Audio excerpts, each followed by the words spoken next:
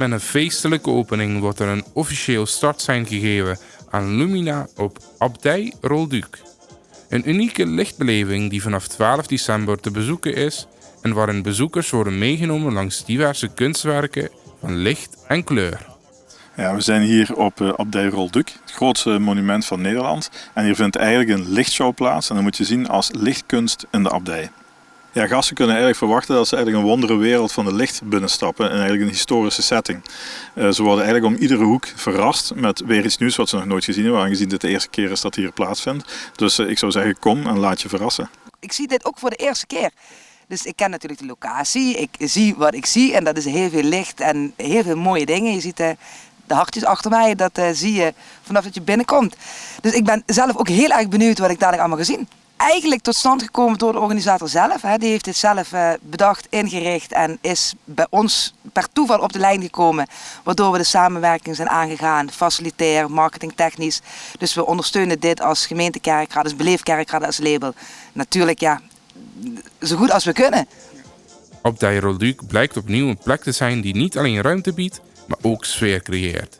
Ja, we zijn uiteraard heel erg trots dat Lumina Kerkrade heeft gekozen als stad om dit te doen. En als locatie Rolduc, ja, kan het beter. Ik zeg, kijk om je heen, kijk waar we staan. 50 jaar geleden zijn de mijnen gesloten natuurlijk. Ja, hier is het ooit ontstaan. Dus het past perfect in de tijd waarin we nu zitten met het geluk van Limburg. En ja, het past gewoon allemaal perfect in elkaar. Zullen we dat op die manier maar zeggen, denk ik. Ja, we hadden eigenlijk Compagnon en mij al langer het idee om eigenlijk een lichtshow te doen in enkele mooie monumenten of mooie plekken in Limburg. Dan zijn we op zoek gegaan naar wat past eigenlijk het beste bij de kunst wat we hebben. We zijn uitgekomen bij Abdij Rolduc, eigenlijk gewoon door een telefoontje te plegen.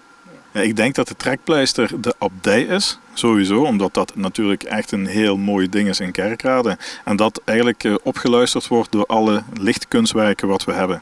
Dus ik kan niet één specifiek ding eruit halen, maar eigenlijk is eigenlijk alles wat aan kunst hier te zien is, dat verbijstert. Het toekomstblik is, we hebben heel goed gekeken naar de omgeving, we hebben goed gekeken naar de gebouwen en we willen hier graag de komende 4 tot 5 jaar nog dit evenement en allerlei versies laten plaatsvinden.